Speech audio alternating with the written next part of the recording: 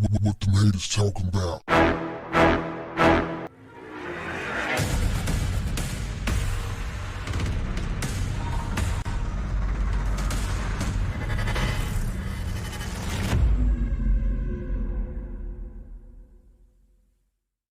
What's up, family?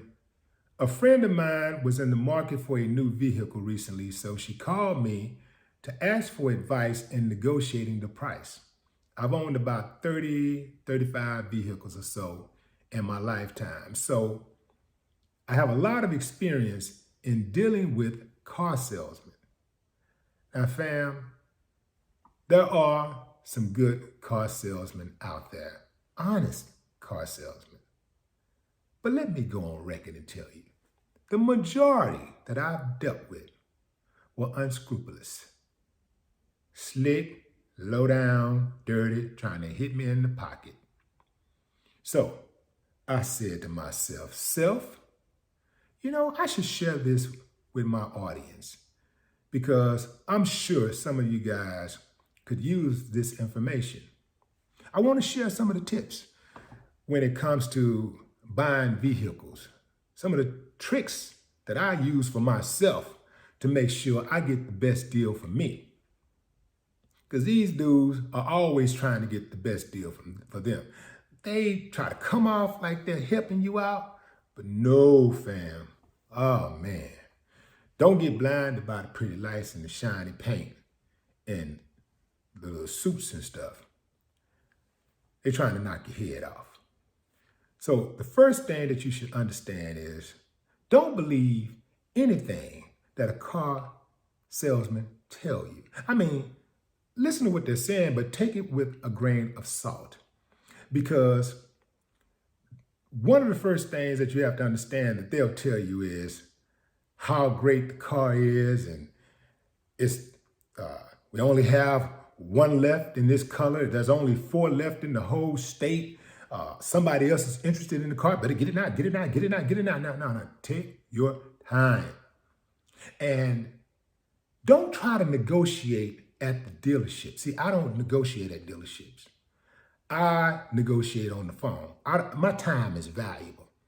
So when I go in there, I've already done my homework. I've already, if I'm going to lease it or whatever, I've already decided that I've reached out to the bank. I already know my loan terms and all that stuff. So I already got the numbers figured out before I even contact them. So when you got the numbers already figured out, fam, it's going to be a lot harder for them to try to play the good cop, bad cop thing. Because what they'll do is if you go in there, you're going to be talking to a salesperson, and then the salesperson is going to say, okay, yeah. Hitting the numbers and all that stuff, and you just be sitting there, and they hitting the numbers, and then they're going to tell you a number that you probably won't like, then they're going to get up and go and act like they're talking to the GM or the finance manager.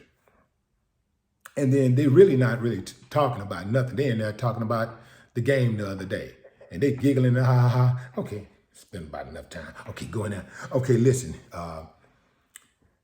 he said that the best that we can do is this.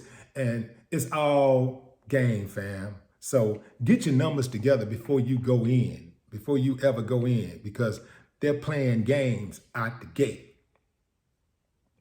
One of the other things you got to watch out for is the bait and switch. They'll have a number already figured out, advertised, right? So you looking at an ad, or you looking at the website and there's a number on the car. And then when you show up, that car is not available. So they try to upsell you to another car. That's a whole lot more expensive. Or if that car is still available, they'll try to sell that car to you with a different price. So you got to watch for the bait and switch. Another tactic they'll try to use is your hot button. Once they find out what your hot button is, let's say it's the trade-in. You want a certain price for your trade-in. They'll give you the price you want for that trade-in within reason. You're thinking you got a good deal, but what'll happen is that they'll raise the price of the vehicle. So they're going to get it back one way or the other. Another way they get the money back is if you try to come down on the price, they go up on the interest rate. Here's something else that they'll do. They'll let you take the car home. And sometimes they'll contact you several days later or even weeks later and tell you that the financing fell through. Now you're in a pickle. They got you up against the ropes. Let's say you had a trade-in. They'll say, well, we sold the trade-in, put more pressure on you to keep the car.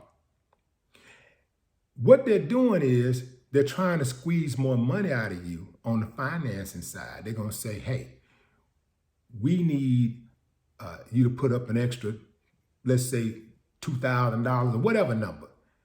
Or they're going to try to hit you with that 5%, try to get another 5% out of you, 5, 6, 7, 8, whatever percent out of you. These are the type of tactics that they use. So this is why it's important to get your numbers together before you go in there. Another thing they'll do, they try to hit you with the extras. Gap insurance, which is a good thing. Gap insurance, and they ain't that expensive. So gap insurance, extended warranty. Oh man, they knock your head off with the extended warranty. The extended warranty, and you got to understand, fam, these extended warranties and stuff like that, most of the time people don't even use this stuff.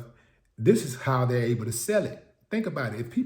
If everybody were using the extended warranties, there wouldn't be any money in it. So if they're selling these extended warranties that nobody's hardly ever using, and even when you try to use it, they'll tell you, ooh, that's not covered. You see? And here's something else they'll do. A lot of times, the paperwork is wrong. And when the paperwork is wrong, guess who it always favors? It just miraculously, somehow, some way, it always favors the dealer.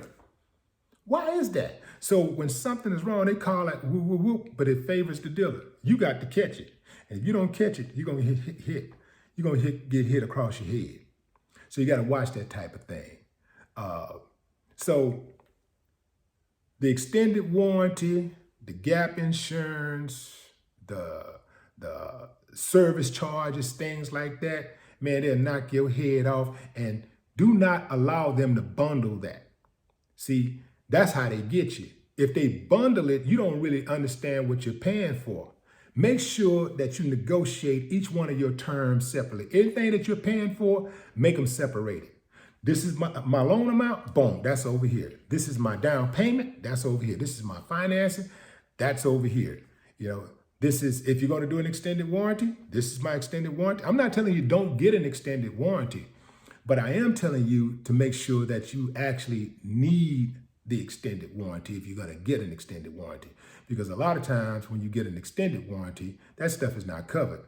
I personally, if I'm going to buy a used vehicle, I would personally buy a certified vehicle.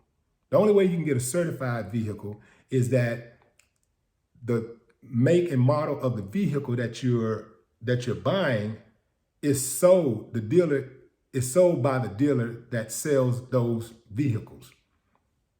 In other words, you can't get a certified Mercedes-Benz at a Toyota dealership. You can only get a certified Mercedes-Benz at a Mercedes-Benz dealership. So just remember these type of things, fam. But one of the biggest things to your advantage is to make your deal before you go in. Like, get on the phone with them, because they'll tell you anything to get you through the door. They're trying to get you to the showroom floor. That's the whole game. Just like in the furniture business. Boy, they'll do a bait and switch on you in a heartbeat in the furniture business. So get to the door. And if they tell you something is in stock or whatever and it's there, tell them to send you a written agreement that is there. Okay, this is what it is. It's there. That way you got proof. And 9 times out of 10, they won't send that to you because it don't even exist. And if it does, they know they're going to have to play fair with you. They're going to have to pack fair with you. So be careful out there, fam, when you're buying these vehicles, man, because these people are out here trying to knock your head off. Oh, and this is another thing, fam. the monthly payment. They'll tell you, this is a good one. I forgot this one. They'll tell you, if I can get your monthly payment to $400 a month, would you buy the vehicle today? And you'd be like, yeah, I get it. Fam, don't fall for that. They'll get almost any dealer will get you the monthly payment that you want. They'll just extend the term of the loan. So instead of the loan being for 5 years, now it's 6 years. Or instead of being a 3-year loan, it's a 5-year loan. So don't fall for that monthly payment thing. Fall for the price of the vehicle. Negotiate the price of the vehicle separately. I want to know how much this vehicle costs. And here's another thing that I do. I ask for the invoice. I want to see what they paid for it. See, once I see what they paid for it, once I know what they paid for it, I know how much I'll give them over. And trust you me, fam, I very, very, very, very, very seldom give them anything remotely close to what they're looking for over what they paid for the car. So you want to know what they paid for it, because at the very minimum, you got to give them what they paid for it. Most car dealers are not going to take a loss. They'll go even, you know. They'll accept something where they break even, but they're not going to take an L. So car dealers make their money off of sales, and they get money off of they get the money off the down payments, they get the money off the financing, and they also get incentives for sales, right? So sometimes they don't really make money off the sale of the car, but because they sold the car, manufacturers would give them incentives for selling X amount of cars a month. So that car that they didn't make too much money off of, or they broke even on, counted toward their inventory sales. So they make extra money like that. So fam, keep that in mind when you're going in, and understand that at the end of the day, you the boss, you call the shots, you got the money. There's dealerships come a dime a dozen. These cars are all over the place. Don't get caught up in no car. Don't be going in there driving the car and getting all excited. Don't show your excitement for a car. Go in there, I don't care how nice the car is. Don't get caught up in that. Get caught up in the deal. I work the deal. I don't work the car. I don't work my emotions. I'm strictly about the deal. How can I work the deal? Because if I want to get rid of that car in a year or two, I'm pretty much not going to lose any money, because I'm going to buy it at such a good rate. I'm going to get such a good price that the can is going to get kicked down the street to somebody else. I'm not going to take the L. They are. That's if an L is to be taken. Be careful out there, fam. Happy car shopping. No more talk. What the haters talking about? Damn.